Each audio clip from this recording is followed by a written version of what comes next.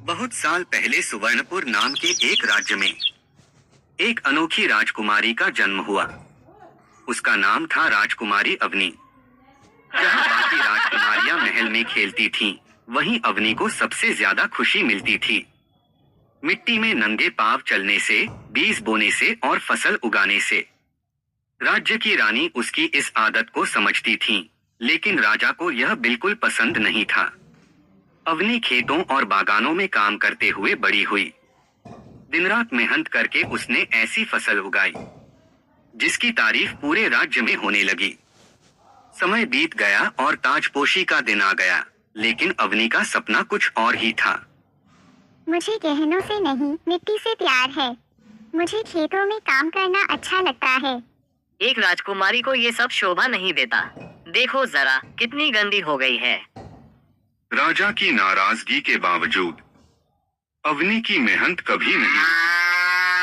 वह इंसानों के साथ साथ जानवरों और पक्षियों का भी ख्याल रखती थी। अवनी की फसल स्वाद में सबसे अलग होती, क्योंकि उसमें सिर्फ मेहनत नहीं, प्यार भी मिला होता। बेटी, ताजपोशी के बाद तुम इस राज्य की रानी बनोगी, फिर एक राजकुमार से विवाह होगा। बेटी, तुम खुश क्यों नहीं हो? माँ, पापा, मैं ताजपोशी नहीं चाहती।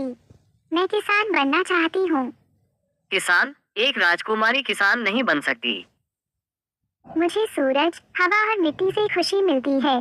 मुझे लोगों के लिए अन्न उगाना है। महाराज, यही इसकी खुशी है।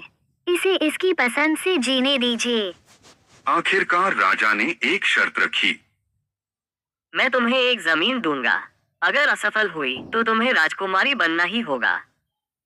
मुझे मंजूर है पापा। लेकिन राजा नहीं चाहते थे कि उनकी बेटी सफल हो। उन्होंने जंगल की चील से मदद मांगी। सूखा भेज दो ताकि इसकी फसल नष्ट हो जाए। सूखा आया, लेकिन अवनी ने नदी किनारे खेती कर ली। जब तक बुद्धि और मेहनत साथ हैं, कोई हार नहीं सकता। राजा की जिद का असर पूरे राज्य पर पड़ा। 3 बार फसलें नष्ट हुई और राज्य में अकाल आ गया। पापा, आप मुझे सजा दे रहे थे, लेकिन सजा पूरे राज्य को मिल रही है। अवनी ने जंगल और पहाड़ों में नए खेत बनाए और दूसरे राज्य से मदद ली। धीरे धीरे राज्य में फिर से हरियाली लौट आई। मुझे माफ कर दो बेटी। आज समझ आया कि किसान होना गर्व की बात है। गलतियाँ सब करते हैं पापा। जरूरी है उनसे सीखना।